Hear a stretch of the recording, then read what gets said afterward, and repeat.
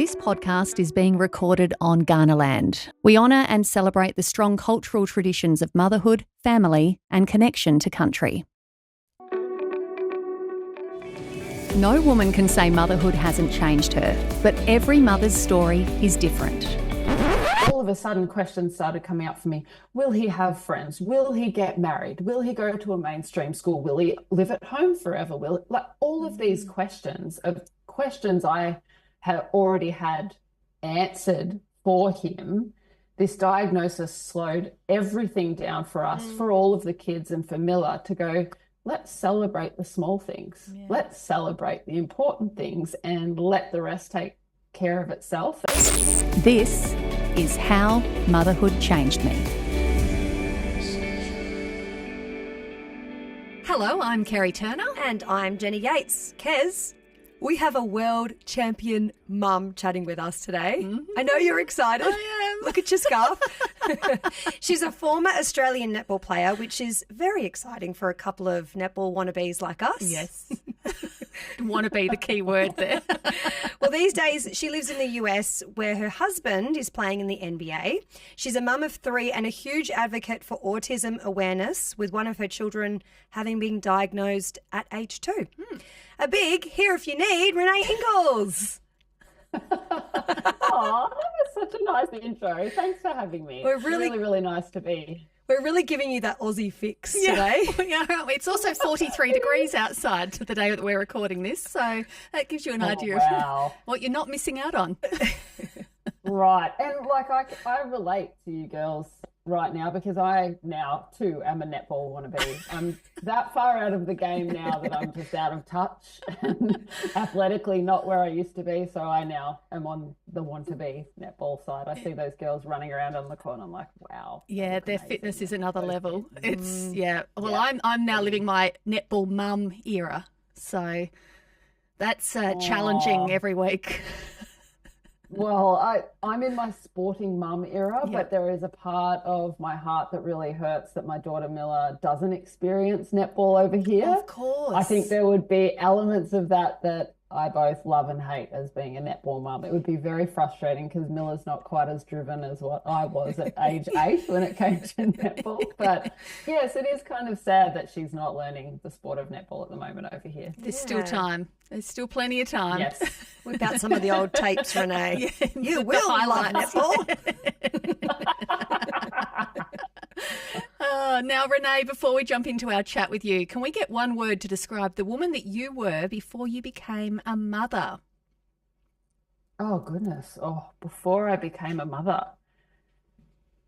One word. I think free. We've had that before, actually. That has come up before. Free. It's a real honest circle here, don't worry, but I love that. Yeah, I didn't know at the time how free I was, obviously. I wouldn't have described myself at the time as that, but I think now and having 3 kids and how busy life is, I don't know what I did with all of my free time back when. I had the same conversation with someone a few days ago, like to think I was so busy. What did I do? It's like that mental brain space. Yeah. It's like wherever I am now, whatever I'm doing, I'm overtaken by the thoughts about my kids or the lunches that I've got to make or the thing that I have to get for the T-shirt that they have to wear for Valentine's Day or the sport that we're going to or the new shoes that they needed or the homework that has to be done. My brain space is so taken up by the mental load of motherhood that I'm like, what did I used to think about? What? Who knows? I describe it as I only had to worry about one schedule, just mine. Mm-hmm. And now I'm flat out with my own and 2 children's and my husband's. Yeah, you have to factor in the husbands now too. Yeah, it's a lot. It's nuts. Well, you and Joe were married 2015, is that right? Correct. And that was a big year for you. You had a wedding. You were part of Australia's Netball World Champs, gold medal team, by the way. And then at the start of 2016, you announced you wouldn't play netball that year because you were pregnant with twins. It was just a whirlwind couple of years for me, 2014 into 2015. And then, of course, having the kids in 2016, because I remember so vividly in Glasgow, we won the Commonwealth Games gold medal. And I looked at Joe and I said, life just can't get any better than this. And he looked at me and he said, yes, it can. And I said, no, it can't. And then 2 days later in London, he actually got down on one knee and proposed. And then sort of from that time through to preparing for the World Championships, and then 2 weeks after the World Championships, getting married, and then sort of changing into Ingles in my dress, in my Australian Diamonds dress, wearing that for a couple of games, and then getting pregnant. It was just that 2 years just feels like such a whirlwind of joy, hard work, dedication, and then obviously the reward of so many things when it comes to like a gold medal, a wedding, and bringing our families together. And then, of course, finding out we were pregnant and with twins, it was a whirlwind. How was that pregnancy, Renae? Honestly, like I had a really, really good pregnancy. Like I felt like I was almost like too lucky. My pregnancy was really, really easy.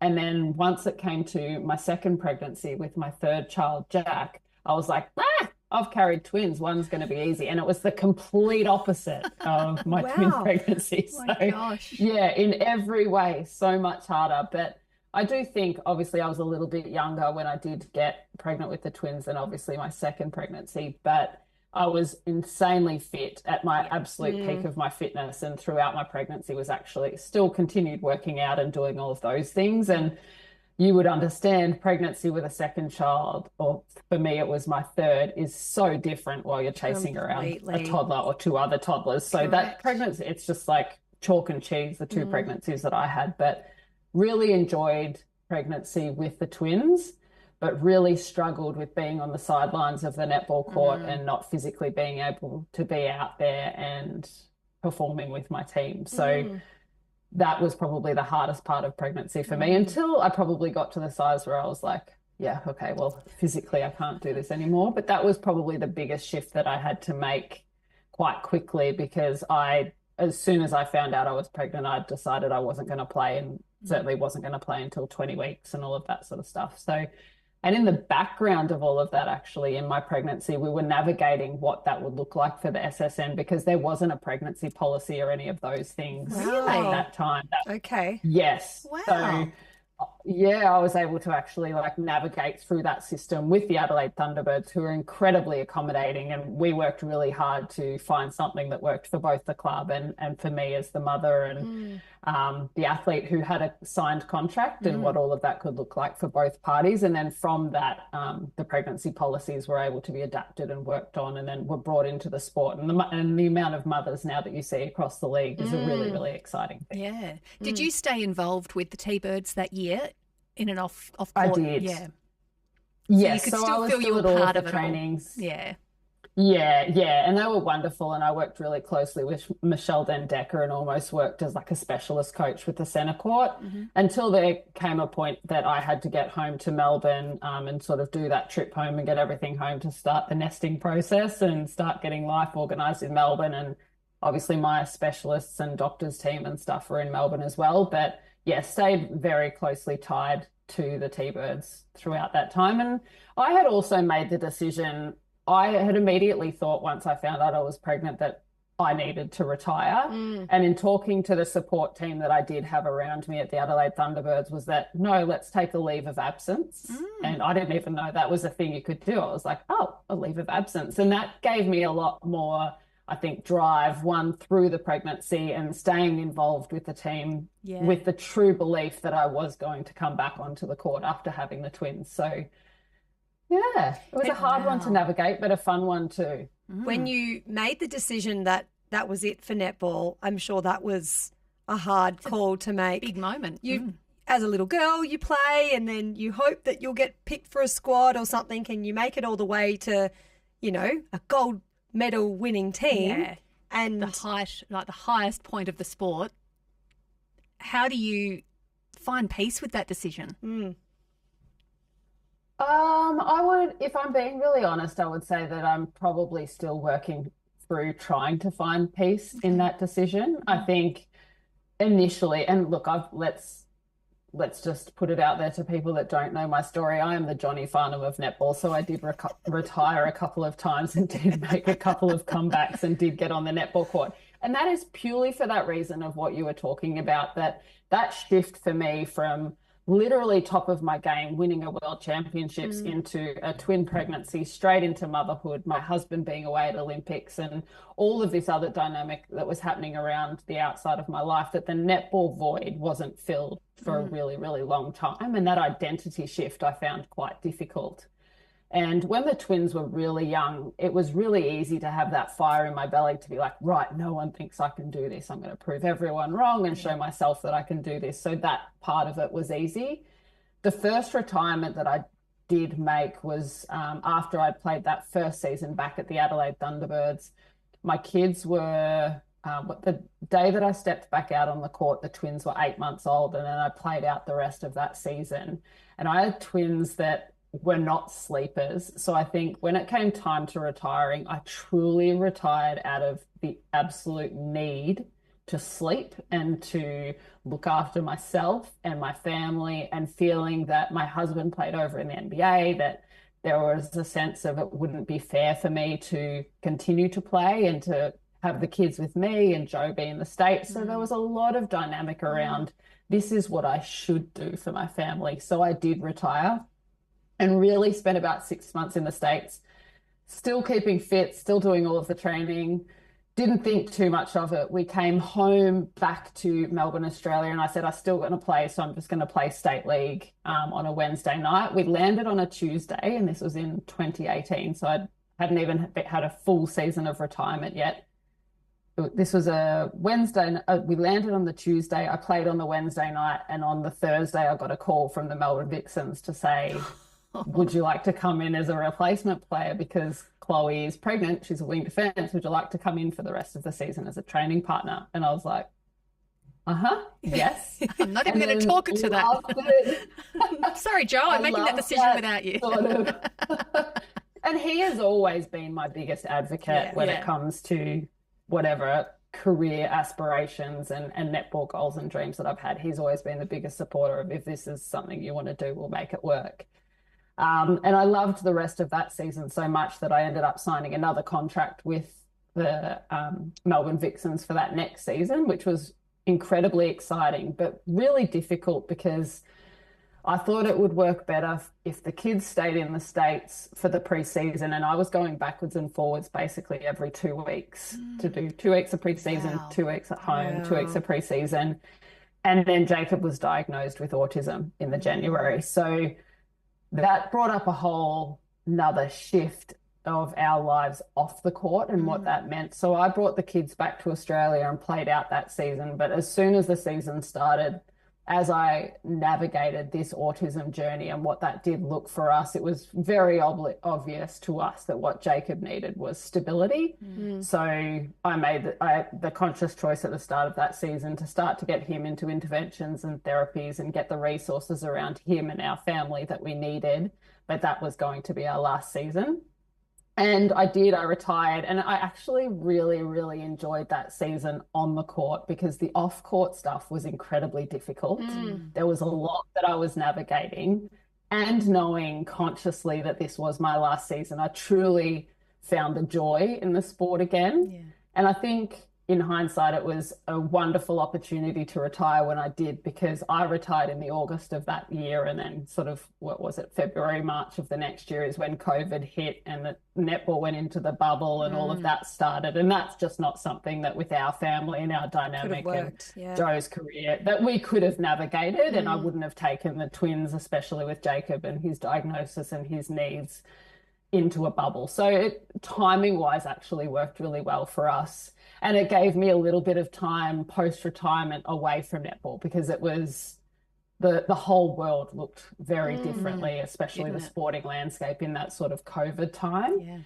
And then we came out of COVID, and then that itch came back. I was like, the world's normal, netball's normal again. You can get it. Yes. So I think we're coming up to 5.5, 6 years since I retired, but now I'm actually navigating quite a lot of what retirement is and has meant for me as a person, because there were so many things along the way that I guess halted that actual healing process for me, or transition process. So Yeah, it's been a longer one than what I probably would have expected. And moments there, certainly, don't get me wrong, there are moments where I'm like, whoa, I'm so glad I don't do that anymore.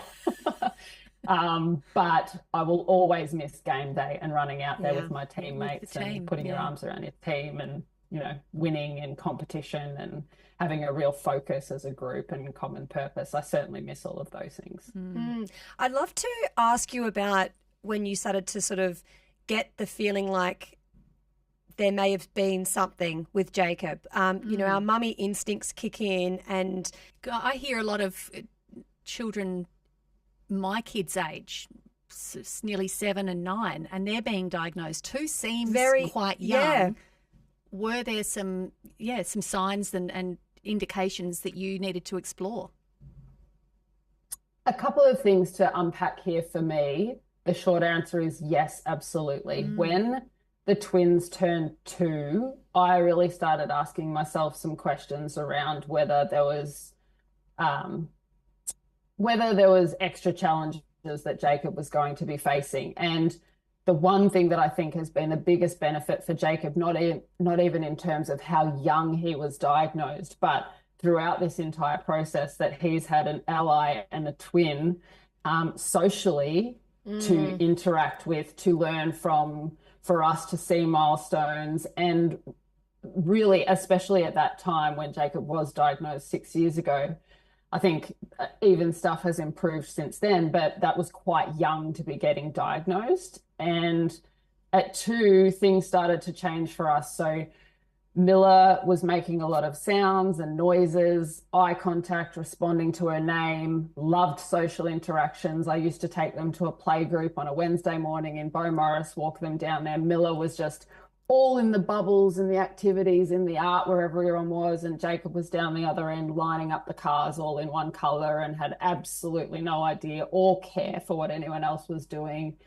Really no sounds, was completely nonverbal. So I started asking questions of, my mum or people around me, other mothers, and everybody told me I was crazy, that I was just comparing a boy to a girl at the same age and that I shouldn't be comparing twins. And I said, but this is my biggest asset, is having these 2 children at the same age and being able to do that.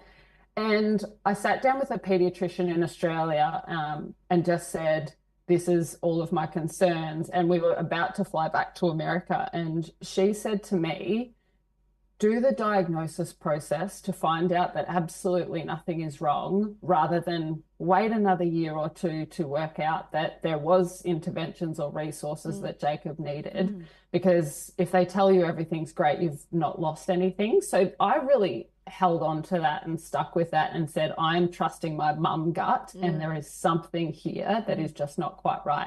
And the diagnosis process was quite a big one. There was about 6 months worth of appointments and follow-up specialists, and then to the next person. And we were pretty sure, even across that 6 months from 2 to 2.5, that he was likely going to be on the spectrum. But when the psychologist said to us, yes, your son is on the spectrum and also has a sensory processing disorder, we were shocked. It was almost like, even from when we started asking ourselves questions, and when I say us, it's Joe and I, because really everyone else was telling us that everything else was fine. And Jacob was actually really good with adults, just not really good with other kids his age. Even though everyone else was telling us we were crazy, I put him into speech and occupational therapy straight away, even whilst we were going through the diagnostic process. So just the little bits of feedback that we were getting along the way was slowly confirming what we thought. But that day that we still heard it still felt like quite a shock. And the actual diagnosis day that we had with Jacob, it was like an A+ day for him. Like, I can remember sitting in this white specialist room and the psychologist asking Jacob to do things, and he was like acing the day. And Joe and I were like giving each other like eye contact, air high fives, like, yeah, what is it? Are you seeing this? He could do this stuff. And then she still said, yes, your son is on the spectrum. And then we got in the car on the way home, and I just remember like looking in the rearview mirror and looking at this kid in the back seat that was just so happy in his own world and seeing things that he saw and me being so overwhelmed by what this meant for our family, what this meant for our lives. And the next 2 weeks was just this whirlwind of like research and calls and internet scrolling and doom scroll, like all of the stuff. And it was really overwhelming that first couple of weeks. So I feel like I'm quite traumatized by that couple of weeks. And if I had been able to like now look back at that girl or to like me, or if I'm talking to a parent now that I know has just got a recent diagnosis, slow down. It all feels so overwhelming, but it's like, let's take one step at a time, because you don't need to have all of the answers right away. And I felt like I did. I felt like for his future, I needed to have every answer and every intervention and every resource all locked in by the next day to give him the best opportunity to have the best life he can. And yeah, it was a lot. We've spoken about the mental load of motherhood a bit, Kez, and I know all you mums will get me when I say I just want to get everything out of my brain so it's there for someone else to pick up when I need. There is so much life admin as a mum, and even just thinking about delegating some of that only adds to my mental load. I need to clone myself, Jen. Well, Wishkeeper is an even better solution. It's an online platform that helps you collect and centralise all those important documents, keeping everything secure and in the one place. You can also create a plan for any of life's unexpected events through to documenting your final wishes. And as a mum of 3 little boys, that brings a lot of peace of mind. It's so easy to navigate because the last thing we need is another thing to do. But Wishkeeper has really nailed it, even for a tech-challenged and overwhelmed mum like me. I love that there are 2 sections, one for the here and now stuff that I've shared with my husband, and another for after I'm gone. You can choose who can see your information, when they can see it, and how much they can see, and update it at any time. Right now, you can take advantage of a free trial at wishkeeper.com.au. Wishkeeper, your story, your life, your wishes. Renae, that's just so impactful to hear you say, looking at him in the rearview mirror, and he's happy, but you're overcome with all of the confusion. Isn't that just so applicable to all of us with all of our kids? You know, you do it for your kid and your kid is happy, and that's what we want, really, isn't it? Well, and here's the thing, like looking in that rear vision mirror and looking at Jacob and that diagnosis, he was still the same child that he was the day before without the diagnosis. What the diagnosis gave to us is it opened up this entire world to understand him and the way his brain works better, and to set up accommodations and resources and interventions for him that were going to help him. Without that diagnosis, we weren't able to do that. And it was also an education process for us. So yes, and what I would also say in what you just said is there is, as parents, it is such a difficult thing to do, but if we can recognize the unconscious expectations that we have on our kids, that diagnosis day was the greatest day for me in parenthood in terms of I did not realize how many unconscious expectations I had on Jacob and on Miller, and then later on Jack. All of a sudden questions started coming up for me. Will he have friends? Will he get married? Will he go to a mainstream school? Will he live at home forever? Like all of these questions I had already had answered for him. This diagnosis slowed everything down for us, for all of the kids, and for Miller to go, let's celebrate the small things. Let's celebrate the important things and let the rest take care of itself. And I never realized I had those expectations. And Joe as well, he was like, will he be able to play basketball? Like, will he be able to do sports? Like it's so funny that this subconscious level of expectation that we live with on our kids. And that has been the biggest blessing for us in the parenting journey. I wouldn't have said it at the time, but I say it now, that diagnosis day was one of the best days of our lives because it just opened up our eyes and opened up our world to such a blessing of how we see them and how we see our family unit and how we now see the world around us. So 6 years on, and there's been all sorts of treatments that you've been able to access for Jacob. How's he doing? Oh, he is We are so lucky to have landed in Orlando. And I can honestly say for 6 years, Jacob had ABA therapy, speech therapy, play therapy, occupational therapy. Like we put so much time and effort into what the resources that he could get around him to give him the best chance, not in this mainstream world, but the best chance to be the happiest version of himself. And then we landed in Orlando, and the school piece has been incredibly difficult for us from day one. And we tried mainstream school for Jacob, and it just wasn't a hit.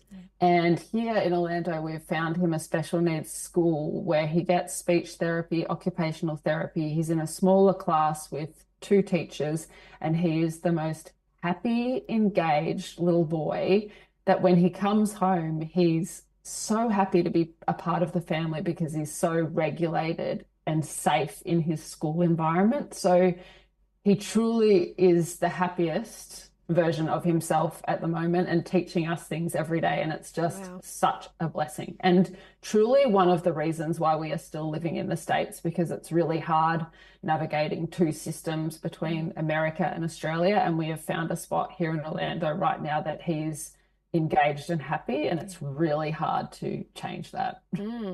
So special though that you've found that and that life's good. Yeah, it is. Looking back, that diagnosis, I feel like, and you're obviously the person to ask this question to, Renae, what has changed in that time? I feel like there's a lot more awareness, hopefully a lot more resources, even just in that time. Yeah, I hope so too. I think I can't tell you what walking out of a diagnosis right now would feel like in terms of what you take away from that doctor. But what I can tell you is in 2019, January 2019, when Joe and I walked out of that doctor's office, we had this like manila folder full of sheets and people that we had to call and therapies that we had to get and no wonder you were overwhelmed. Yeah, and we just felt like thrown to the wolves. Like, you've got the diagnosis now and here you go. The wait lists are really long. There's lots of different therapies, and we had this extra layer of it, of a sensory processing disorder that Jacob had. Well, what was that? I didn't know what that was either. So you kind of walk out with these numbers and all of this information. And for me, I walked out of there going, I don't know a single other parent of anyone that has an autistic child. So I felt immediately I didn't have a community. Now I think the conversations that we are having and the support for the neurodiverse community, there is still a lot of work to do. However, there is so much more support and accommodations around everyday things that we as a family, when Jacob was diagnosed, missed out on. We did not go to sporting events. We did not go to libraries. We stopped going to cafes.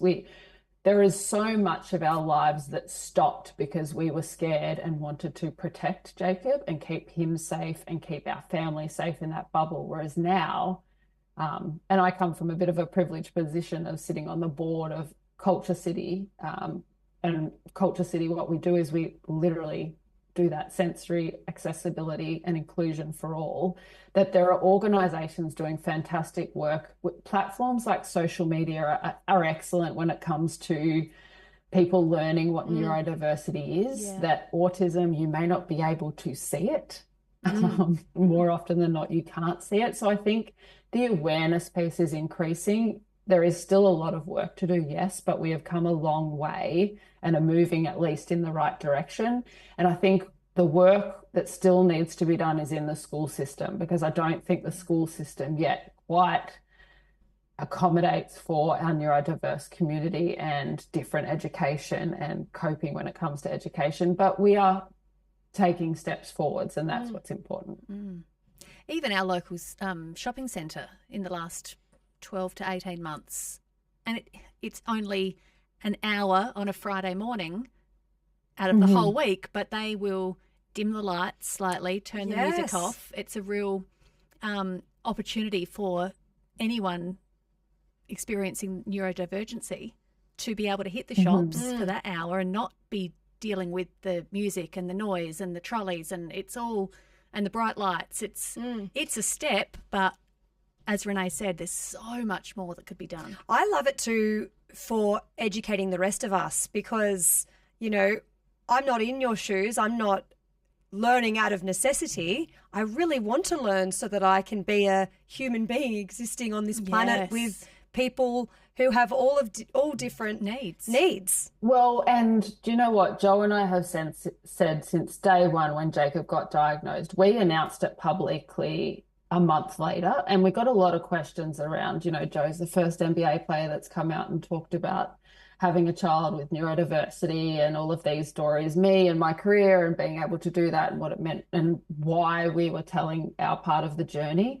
This is why. It's the awareness piece, and it's the human factor of all of us have someone in our lives that is neurodiverse or has extra challenges or needs accommodations or resources around them. All of us are touched somehow.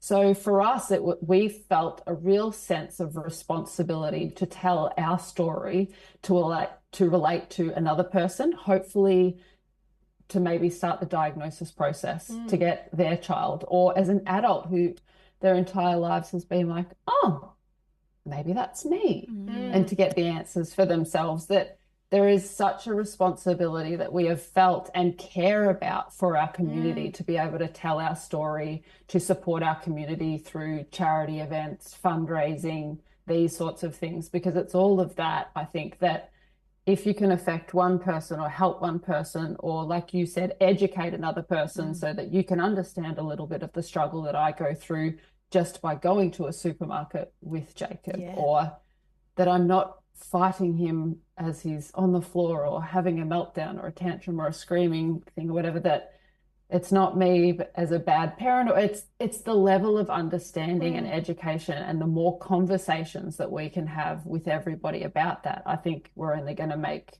leaps and bounds forwards in that space as well, because there have been definite times, particularly after Jacob was diagnosed, that it feels incredibly lonely where we fit. And I think that isn't just being a parent of a neurodiverse child. How many moments just have all of us as mothers, how lonely do you feel sometimes, or that you're the only one experiencing this? And connection is so important in that. Renae, you've got 2 other children. How do you navigate giving Jacob what he needs, but Miller and Jack what they need from you as well?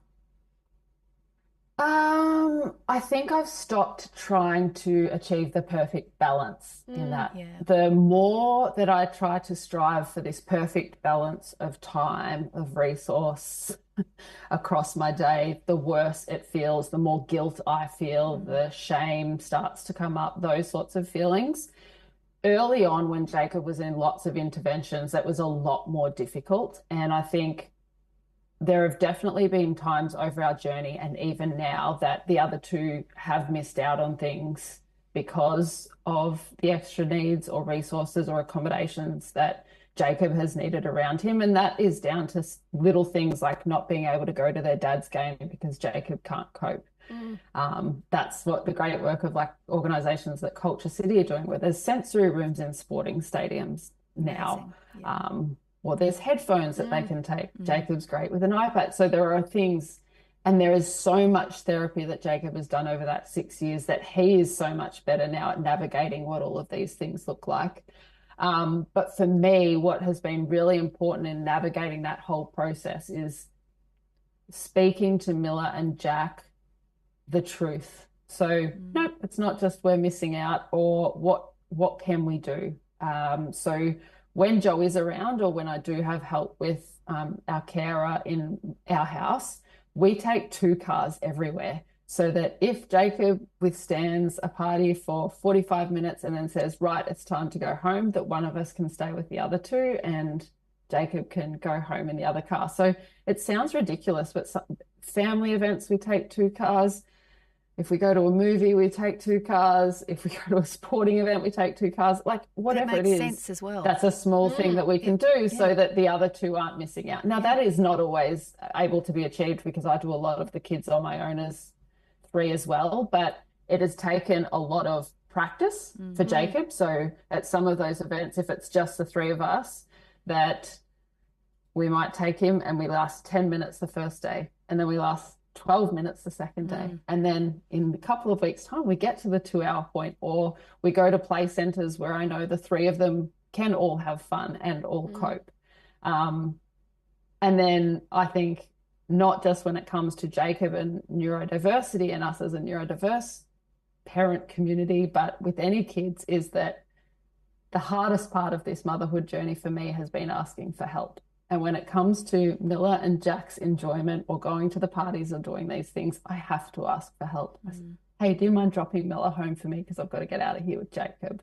It's a hard thing to do, but I think once I start doing that and practicing that and really finding my village and leaning on my village, then the world has opened up for us. I'm not perfect at it. I am constantly practicing that, but there has been both cost and reward, I think, for the other two kids, and for Jacob vice versa. There are times where Jacob has had to suck it up and push through those challenges, and we've been resilient and we've gotten through it as a family because it's important to the other two.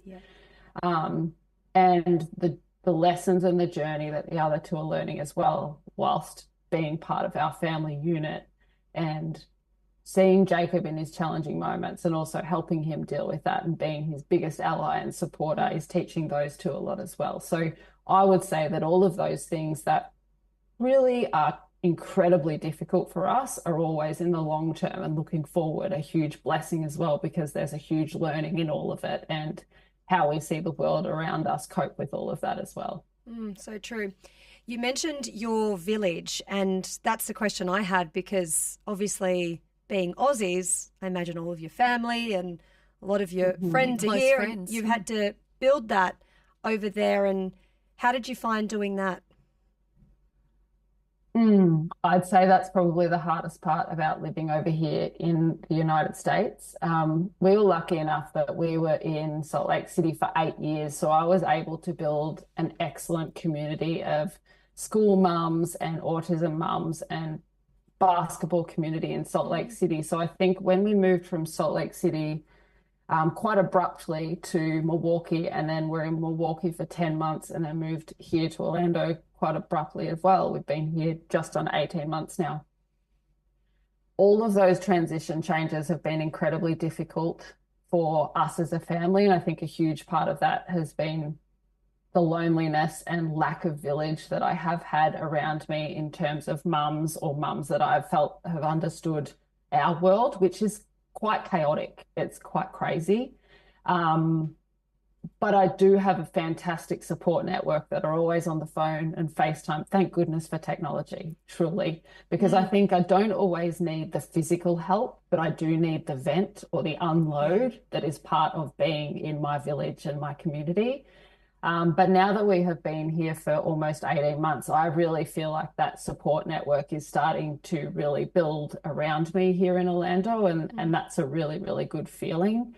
And I've always had incredible, incredible family support wherever we are in the world. My parents FaceTime my kids every single day. I talk to my parents every day. I'm very close to my brother and my sister and my close-knit group of girlfriends. Every Wednesday we send each other a Wednesday waffle video and catch each other up on what we're doing and things like that. So it's, it's a constant navigation journey, but you would experience it too. Your lives are chaotic and really busy, and you may live down the street to your best friend and you still only see them once every couple of weeks. So I think our lives don't get any less busy. We just have to be really creative about how we can connect. And for me, that a huge part of that, I say healing journey, but almost like I'm practicing flexing that muscle of asking for help when I do need it. And that can look in different ways as well. But sometimes it's just that unload. Sometimes we have an au pair here in Orlando, and I'm not good at handing things over to help. And she's like, that is what I'm here for. Your real life Mary Poppins. And and I'm like, I'm really lucky when it comes to Joe. When Joe is with us as a family, he's so incredibly present and engaged with the kids that makes life a lot easier for me. It is few and far between because he's actually living in Minnesota at the moment and we're here at Orlando. So that's a different dynamic to unpack. But he's incredibly present as a partner and as a dad as well. So that certainly helps as part of that village. As you say, thank goodness for technology, and that's how we were able to connect with you too, Yes, becoming social Instagram media. friends and chatting with one another online. I love everything you share, and it's part of that awareness. I can tell that that's a big It's thing important. that's important to Yeah. you, about sharing about what's happening. I really hope that the more stories that I tell and share and hardship that I connect with people on and relate to people on, that makes the world that we are living in more aware, which makes it a better world for the three of my kids to live in. And I think when people think that I say that, they think I immediately think Jacob because he has quote unquote special needs. Well, no, all three of my kids have their own different challenges. All of them navigate this world really differently. And I want each and every one of them to be celebrated for who they are, not what they can or can't do. And I think the more I talk about it and connect with people and say, this is really hard as a parent, this is really hard on my child in the community, this, and this, I hope to create a better world for the three of my kids to grow up in. Renae, that's so true. We say this every time. There isn't a one size fits all. And as parents, actually, everything that you share and you talk about is so applicable to all of us, because each of our kids are different little human beings with their own unique interests and ideas. And it's just so exciting to, I guess, be empowered to bring that out in them. Absolutely. We want all of them to be confident enough to be their absolute best selves just the way they are, and that they are good enough just the way they are. And, for us and our lives, we have three kids at the moment in three separate schools because that is the best environment for them. And it makes life logistically a nightmare. Don't get me wrong. I wouldn't recommend that to anyone. But they're all in environments where they learn the best, so they're their happiest, best selves, and they're learning whilst enjoying it. And that to me is really, really important. And I think regardless of the challenges that our kids do or don't have, it's reminding ourselves that it's all hard. It's all hard. Isn't it? Okay? As soon as you become a mother or a parent, it's all hard. We are all doing it hard. Yeah. And I imagine, Renae, through your experiences and being able to share that, and you do share it online and you speak at events, and it's all about that autism awareness. If that can help the parents that are today sitting in that doctor's office being told that their child's been diagnosed feel less overwhelmed with that manila folder of pieces of paper, you've done your job. You've really you've done what you're here to do. Thank you. I really appreciate that, because that's why we do or try to do what we do, is to help the next person next to us, because it's a difficult journey to navigate when you feel really alone and not sure what to do. I take my hat off to you. Solo parenting at the moment, 3 different schools, the drop-off, the pickups, you can't even... Carrie's feeling overstimulated just I'm thinking about it. overwhelmed. I'm just going to go off with my T-bird scarf and play some netball. What do you do for you though, Renae? I'd love to ask you before we wrap up. We talk about this a lot, and I loved earlier when you said about playing netball during that whole diagnosis era was like your therapeutic for you. So what's in your life now for you that helps you get through it all? If anyone can take anything from me in this podcast, I hope it is this.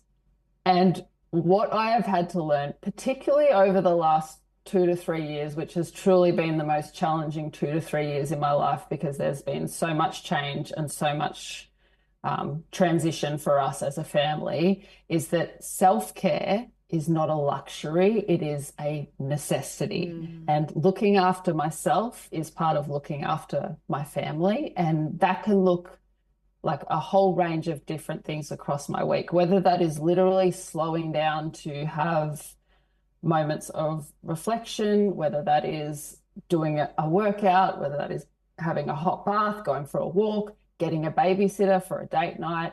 Looking after yourself allows you to show up as the best version of you, as a mother, as a partner, as a friend, as a colleague, all of those things. And forever, truly, I had an unhealthy relationship with self-care because I attached a lot of guilt to self-care and putting that into me. But I've learned really quickly the hard way that I cannot fill anyone else's cup from an empty cup.